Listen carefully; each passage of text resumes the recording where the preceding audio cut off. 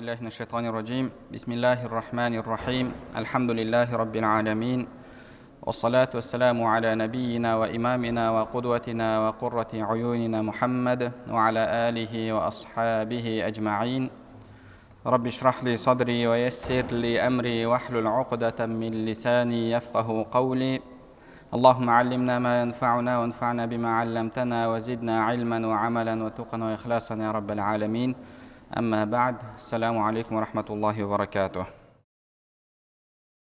Иншаллах, Алла Субхану Тағаланың қалауымен имам Науауи рахмахуллахтың Риядус Салихин кітабы бойынша өтіп жатқан дәрістерімізді ары қарай жалғастырамыз.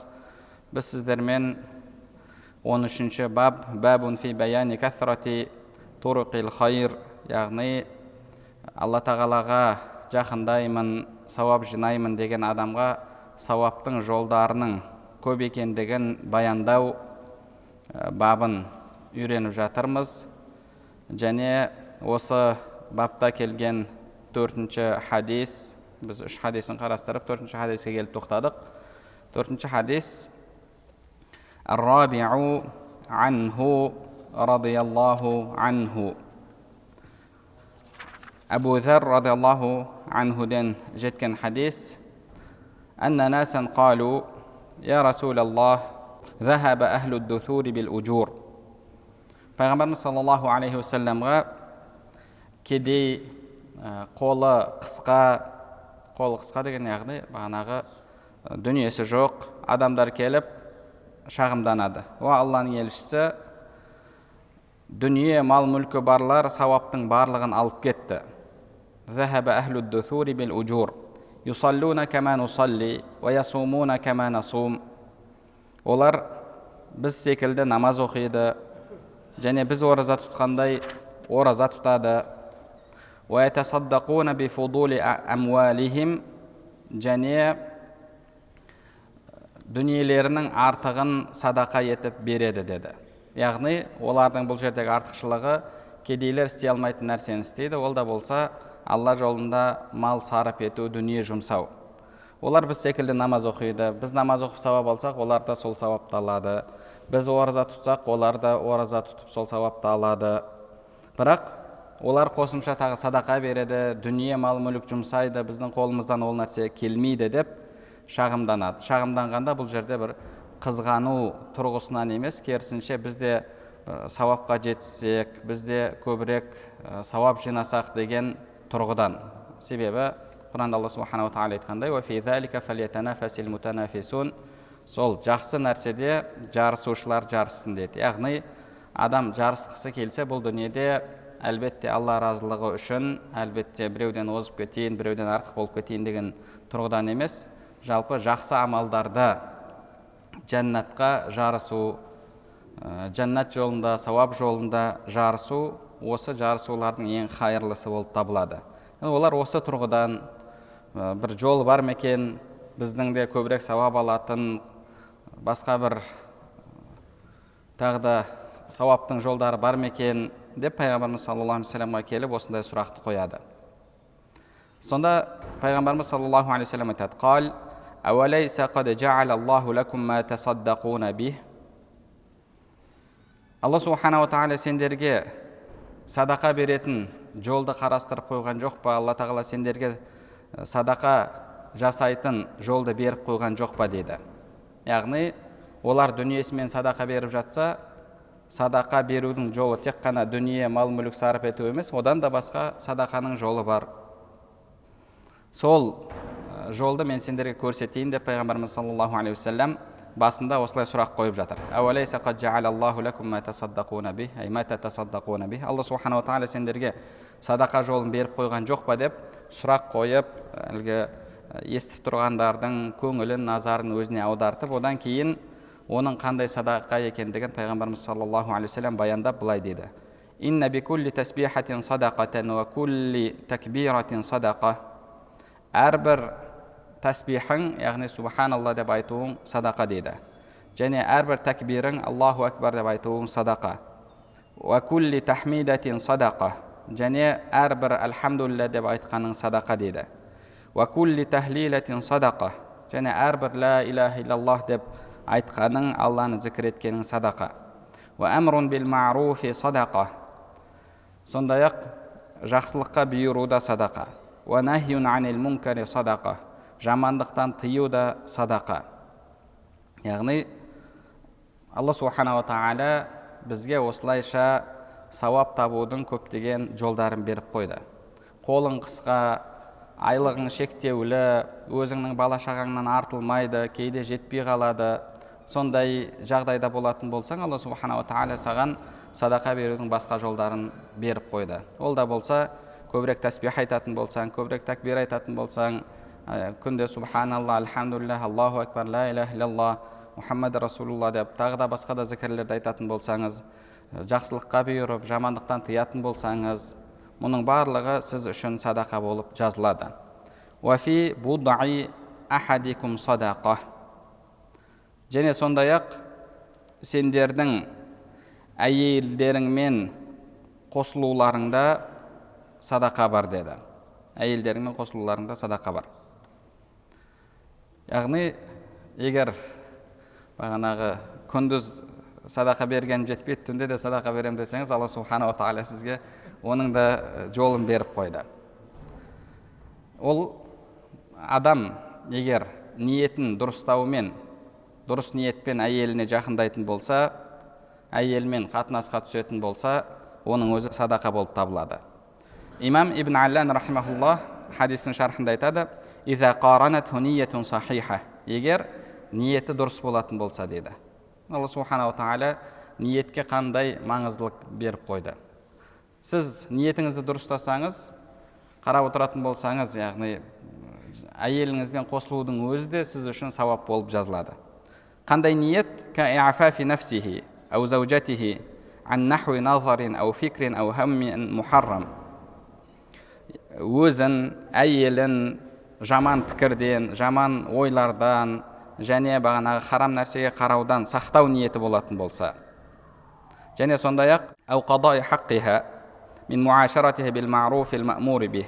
Және сондай-ақ әйелімнің ақысын өтейін, Алла тағала маған осыны бұйырды, әйелімнің ақысын өтеуді бұйырды, мен сол ақысын өтейін деген сізде ниет болатын болса, ау талаби валадин юахидуллаха та'ала, немесе бағанағы Алланы бір деп білетін, Алланы ертең бір дейтін перзент талап етіп қосылатын болсаңыз, сондай ниетпен қосылатын болсаңыз, енді әлбетте бұл әлгі иншаллах әйелім жүкті болсын деп ниет еткен кезде осы нәрселерді ниет етуге болады. Ал енді мысалы әйеліңіз босанды, босанғаннан кейінгі сақтану күндерінде болатын болса, алдыңғы айтқан нәрселерді ниет етсеңіз, соның өзі жеткілікті. Неге? Ол жерде себебі сізде сақтану болып жатыр. Яғни сіз бағанағы балаға ниеттеніп жатқан жоқсыз. Сақтанудың шариғатымыз рұқсат еткен жолдары бар, және шариғатымыз рұқсат етпеген жолдары бар.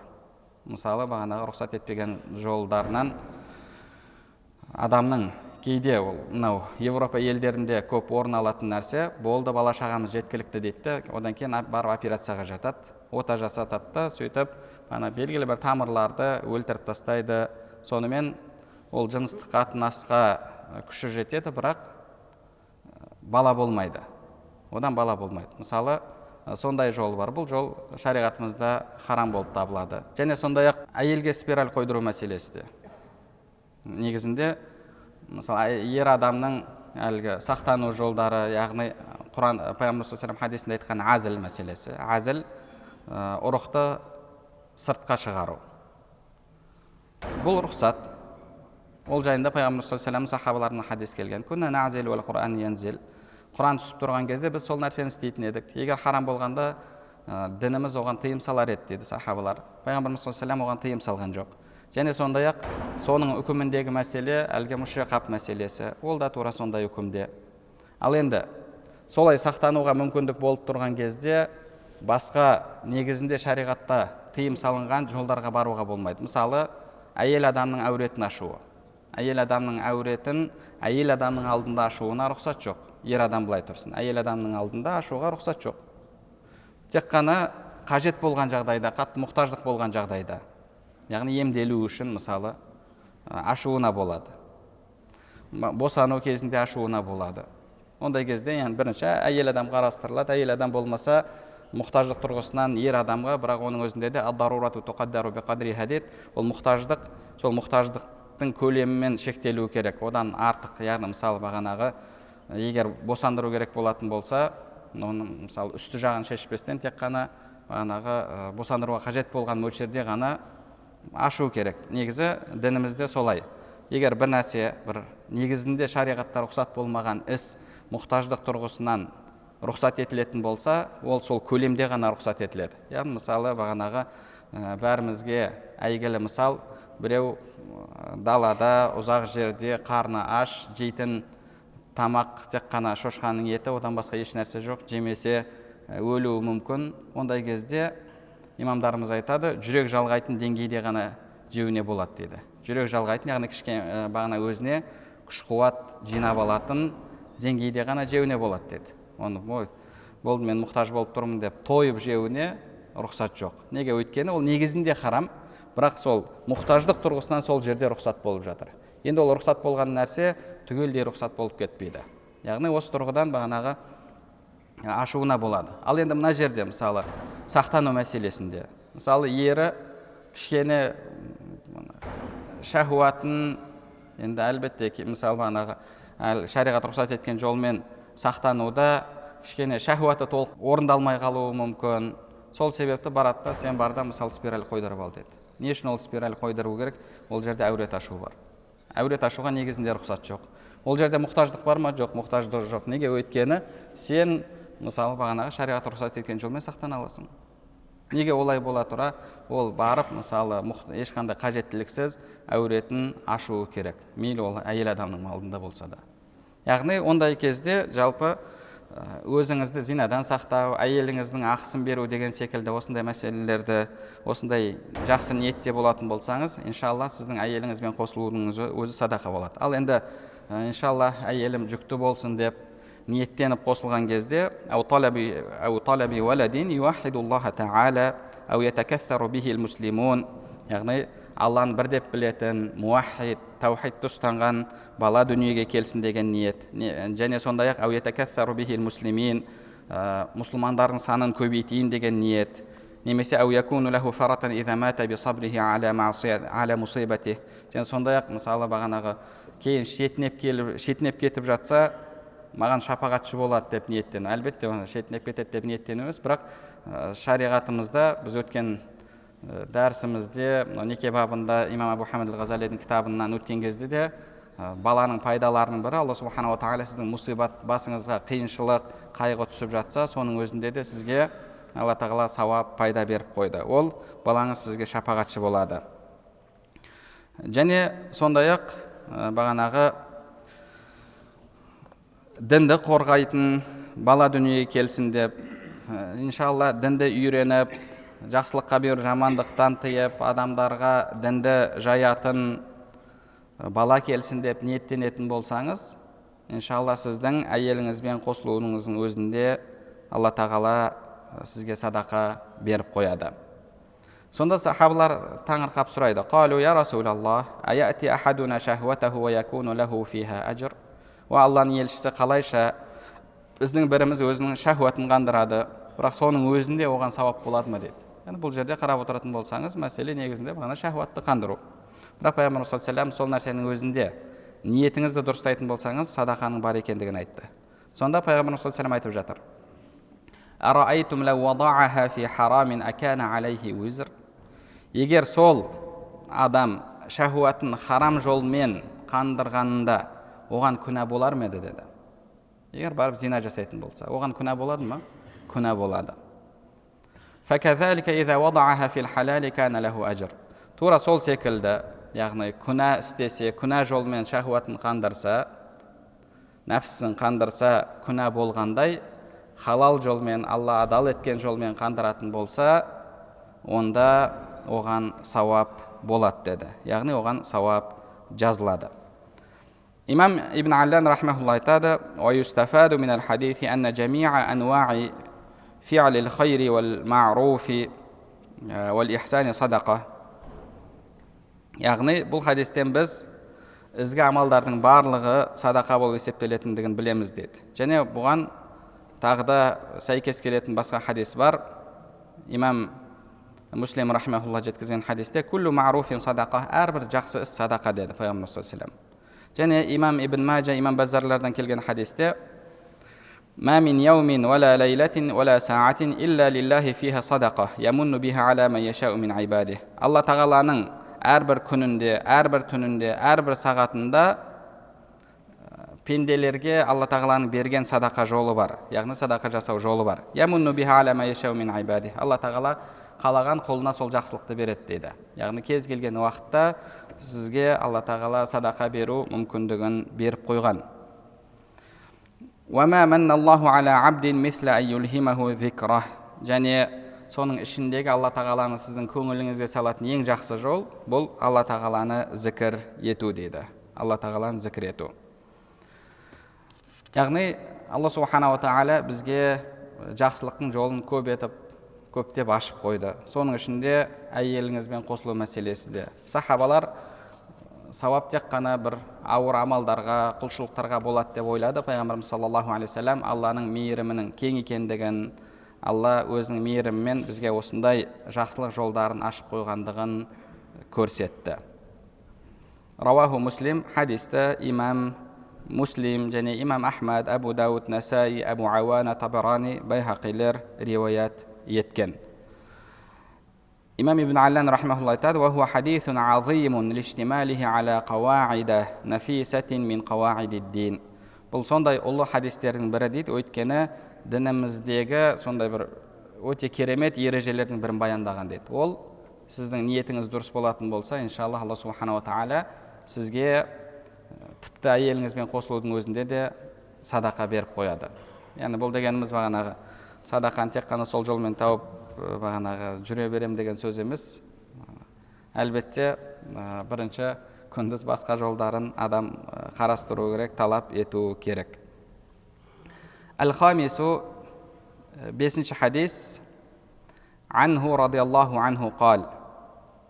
Абу Зар радиаллаху анхуден жеткен хадис. Тағы да қал алиян наби саллаллаху алейхи вассалам. Пайғамбарымыз саллаллаху алейхи вассалам маған былай деді дейді: "Ла тахқиранна минал ма'руфи шай'a." Жақсылықтың ешқайсысына болмашы, бұл түкке тұрмайтын нәрсе ғой деп қарама деді.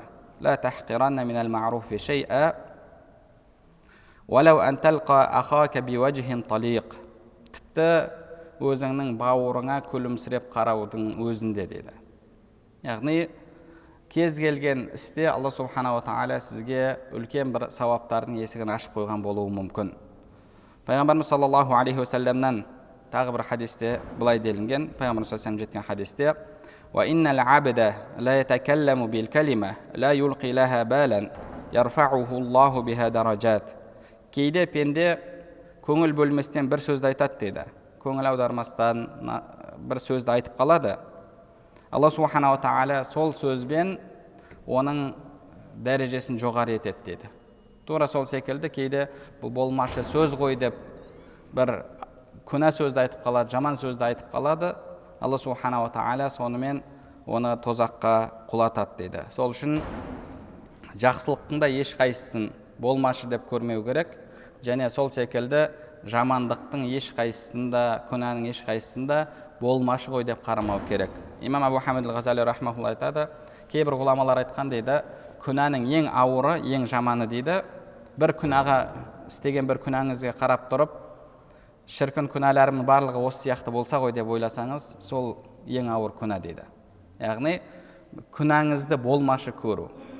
Ол өте бір төменгі деңгейде өте ұсақ мәселе болсын, бірақ оны ешқашан болмашы деп қарауға болмайды.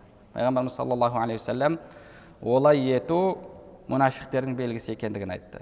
Аллаға сенбейтіндердің белгісі екенін айтты. Пайғамбар саллаллаху алейхи вассалам хадисінде мұсылман адам өзінің күнәсін үстінен төніп тұрған, үстіне құлап кетіп, басып, мыжып тастайтын тау секілді көреді деді.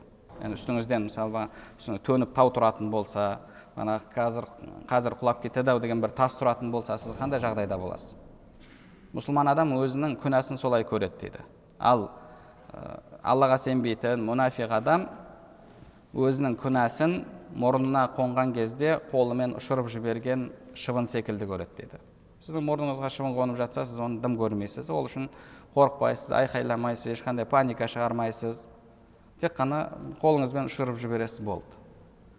Мұнафиқ адам өзінің күнәсін сондай көреді дейді. Сол үшін ешқандай күнәні болмашы күнә ғой деп қарамау керек. Болмашы күнә ғой деп қараған күнәңіз керісінше үлкен күнәға айналады. Ғұламаларымыз айтады, күнә дейді Алла тағаланың алдында сіз қанша оны үлкен көрсеңіз кішірейеді, қанша кіші көрсеңіз ол үлкейеді дейді. Яғни күнәңізді мынау ауыр күнә ғой деп қорықсаңыз, енді қорыққаннан кейін әлбетте уайымдағаннан кейін сіз тәубе етесіз, Алла тағаладан кешірім сұрайсыз, истиғфар айтасыз. Бұл сіздің әлгі күнәңіздің кішіреуіне, жоғалуына алып келеді. Ал күнәні болмашы күнә ғой десеңіз, біріншіден күнәні менсінбегеніңіз үшін, және одан кейін болмашы ғой дегеннен кейін сіз ертең оны тағы да істейсіз, арғы күні тағы да істейсіз. Сөйтіп ол күнә тағы да көбейе береді. Сол үшін де сауап амалды сіз қанша аз көрсеңіз, ол Алла тағаланың алдында көбейеді, қанша көп көрсеңіз азаяды. Сауап амал.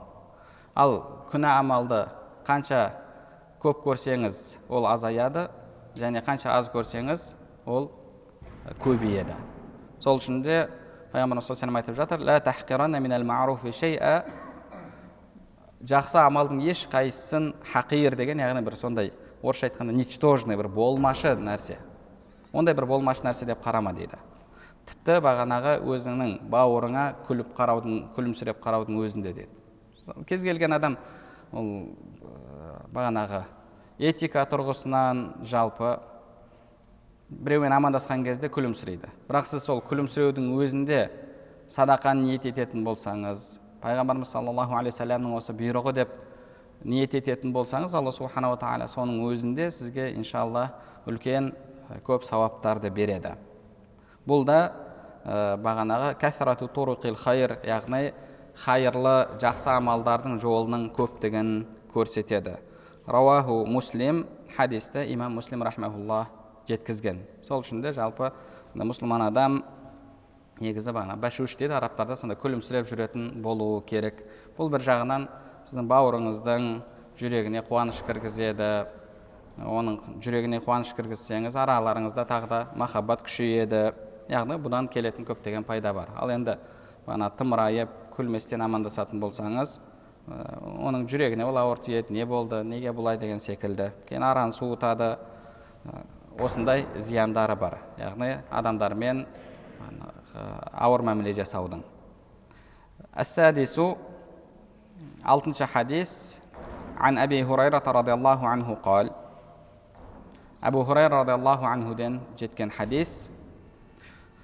Ол кісі айтады: "Қала Расулуллахи саллаллаху алейхи ва саллям", Пайғамбарымыз саллаллаху алейхи ва саллям айтты дейді: "Күллу сулама минан наси алейхи садақа", адамның әрбір ағзасында, әрбір буынында беру тиіс болған садақа бар дейді. Күлле яумин татлуу фихи шамс, яғни әрбір күн шыққан, яғни әрбір бағанағы атқан таң, әрбір күніңде ta'dilu bayna al-ithnayni садақа. Егер екі адамның арасына түсіп, әділдікпен үкім шығаратын болсаң, жарастыратын болсаң, әділ деген айтатын болсаң, оның өзі сен үшін садақа дейді. Және ва ту'ину ар-раджула фи даббатихи фатахмилуху алейха ау тарфау лаху алейха мата'аху садақа. Біреуді көлігіне мінгізсең,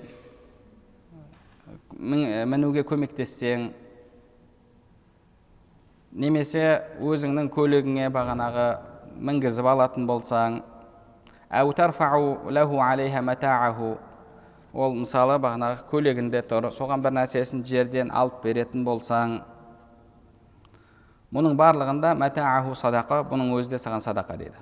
Яғни екі адамның арасын жарастырсаң, біреудің көлікке мінуіне көмектессең, жердегі затын алып беретін болсаң, мұның өзі де садақа. Уәл калимату тайиба садақа, жақсы сөз де садақа дейді. Ва бикулли хутватин тамшиха иля салати садақа, және намазға, мешітке қарай басқан әрбір қадамың садақа дейді. Әрбір қадамыңда садақа бар. Яғни жақсы сөзде де садақа бар, және намазда да садақа бар. Жақсы сөз деген адамдарға жақсы сөйлеу, дұға, зікір, барлығы жақсы сөзге кіреді.